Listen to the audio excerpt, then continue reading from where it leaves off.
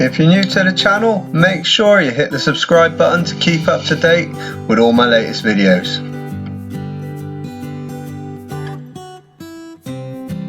Hi guys, welcome to Life of Gaz. Now I'm going to head out fishing. I'm going to fish in front of the North Pier today in low water.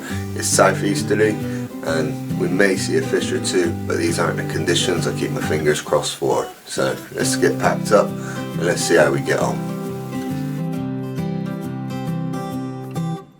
So, setting up today, you can see what the weather conditions were. They were coming in from the wind straight behind me, and you can see that rain pushing in as well. Now, it wasn't a nice start, to be fair, to the morning, but it did stop raining and it did brighten up, but the wind direction stayed fairly constant, coming from that southeasterly.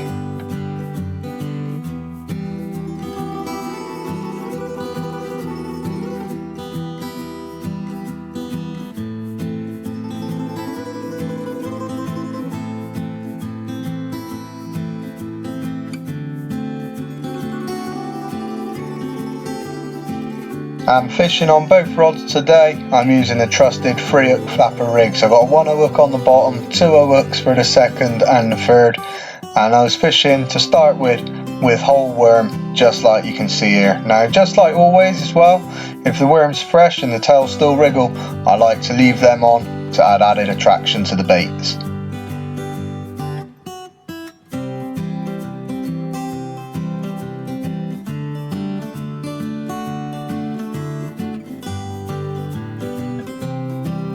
With the tide falling, I spent about 3/4 of an hour fishing the first gully, and with not a lot of success. Didn't get a single bite in there.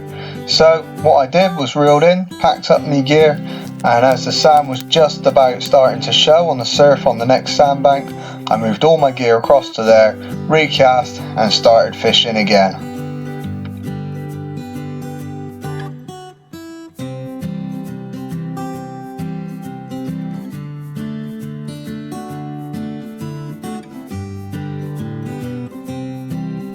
It didn't take long to get me first bite, and pretty much within about 15 minutes of getting out there and casting both rods out, they both started to rattle away nicely.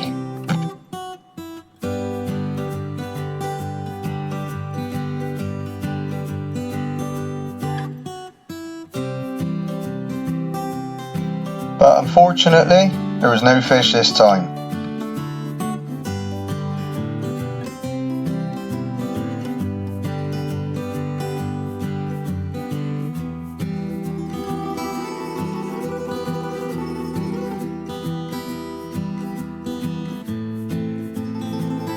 Now, when you get two nice strong bites in fairly quick succession and no fish to show for it, then to me there is something wrong. And what I think I was doing wrong here was my worm was too big for the hooks, and therefore the fish were maybe taking the worm at the top or the middle and nowhere near the hook itself. So I downed the size of the baits to half a worm a hook, and this definitely paid off.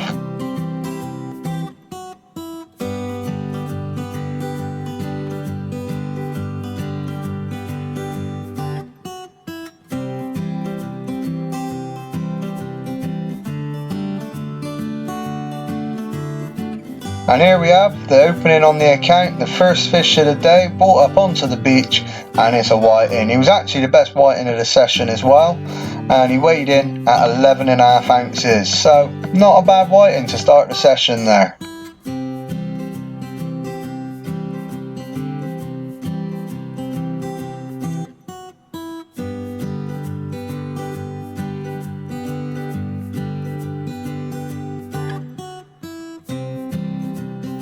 And after dropping the bait size on one rod, I was thinking about doing it to the other, and at that point this rod decided to go, and I actually did feel something give me a couple of kicks on here, but unfortunately that fish must have not set the hook and managed to swim off. But no worries, it didn't feel big anyway.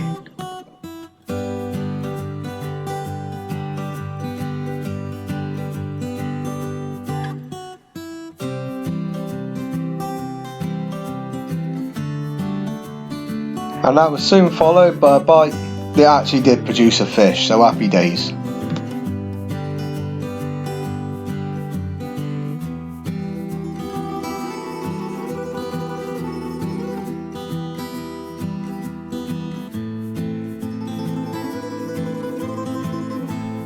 So here's the second fish and the second species of the day. Now this is a dab, and I haven't had a lot of dabs recently. You do catch more of them in the winter, and when they start coming on you can get quite a few in one session, but this was the only dab I had today. Unfortunately though, this little guy had taken that hook all the way down as far as it's going to go, so what I've had to do is unclip the rig and basically twist it back round inside itself and take it out through the gills. Now I will put a little card on at the end of the video, watch all the way out to the end, and I'll have a video posted up there which actually shows you exactly how I do this.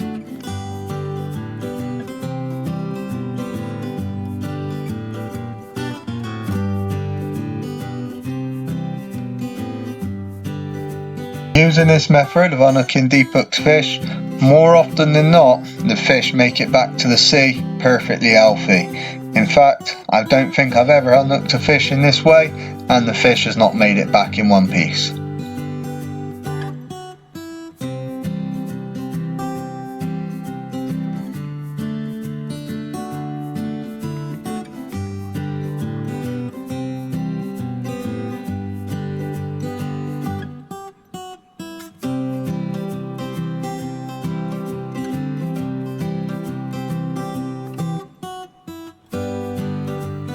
From this point in the session onwards, we'd hit low water, and as soon as you hit low water, and this is why I like fishing low waters, if there's fish out there, they tend to really come on quite well and you get a good succession of bites, and that's exactly what happened today.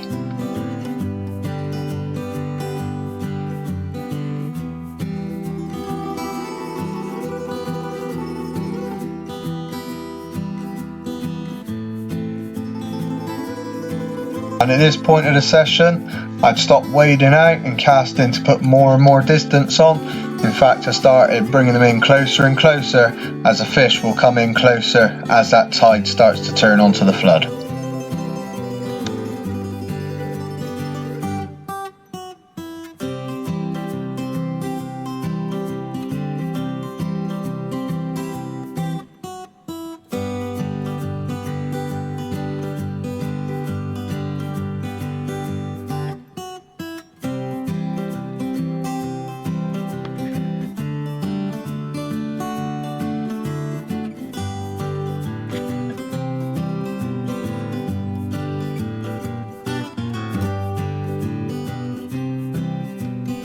And when I unhooked this guy and I had a look at him, I noticed he had a bit of an abnormality. If you have a look at the eye on his right hand side, he actually has got an inflamed lens. It's about 5 times or 6 times further out than it should be and looked quite odd.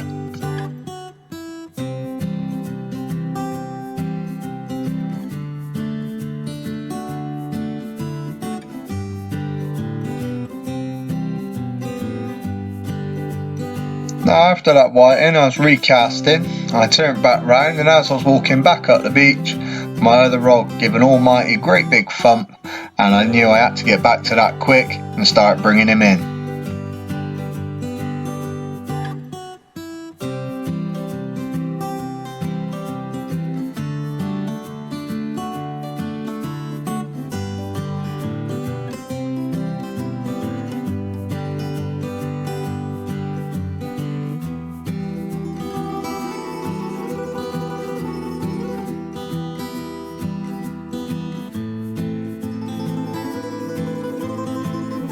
And this ended up to be the first double hookup of the day, and not only was it a double hookup, it was 2 different species and the 3rd species of the session, with a surprise and really unexpected little bass stuck to the end of that rig, bringing in a whiting as well.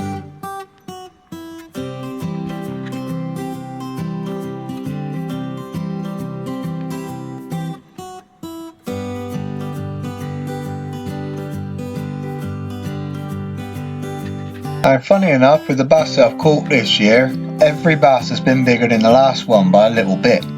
Apart from this one, which is actually the smallest one I've caught all year.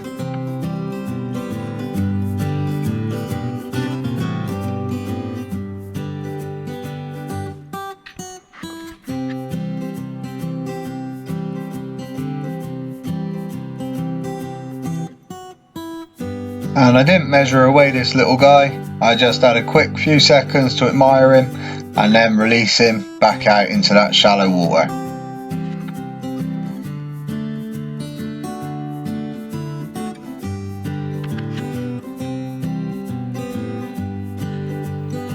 And once he got the idea of where he was going, that was the last I seen of him.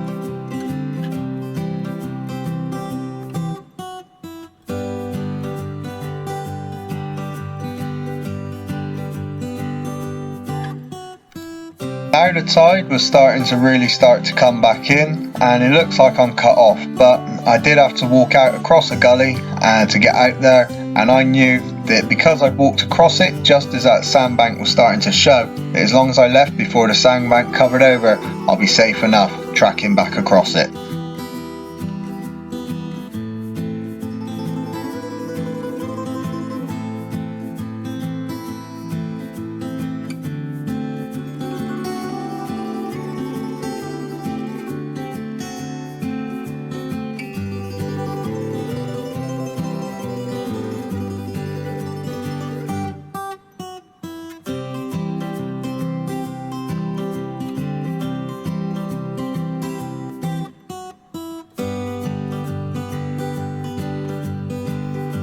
And here's another fairly good in-size whiting, so safe to say I did take a few of these home for me dinner.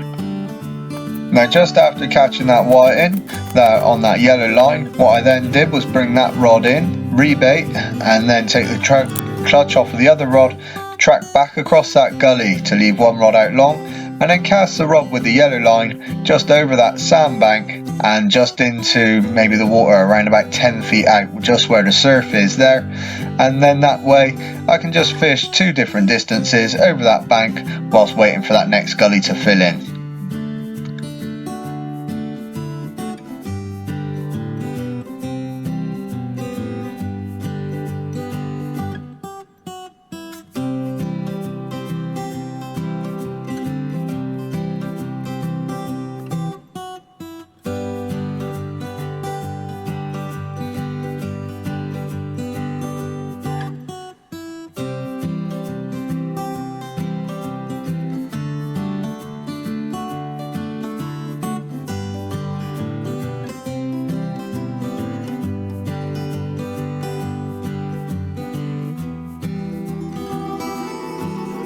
And just beaching now is the second double hook up of the day. Now these were both whiting, but the small whiting on the bottom hook seemed to have a bit of an abnormality on its mouth as well, and this is the second one today I've had with an abnormality on it, as it had basically a bit of a weird upper jaw and the teeth seemed to be protruding like the top lip was missing.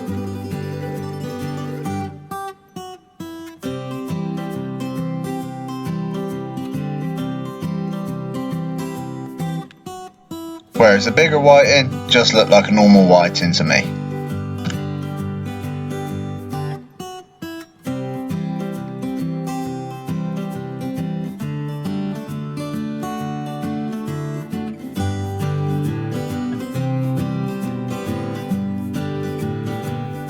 And with the first rod packed up, I got my final bite of the session and brought the final fish in as well.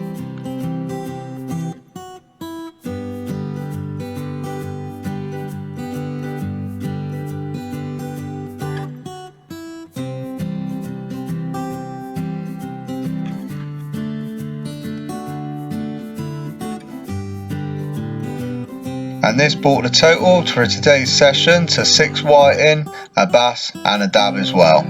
So happy days, it was a great session considering it is a southeasterly.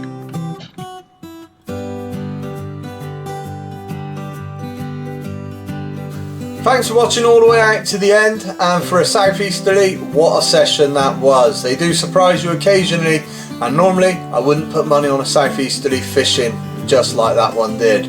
But if you've liked this video, make sure you hit the subscribe button down here. Check out my previous fishing video there, and also my fishing playlist up top.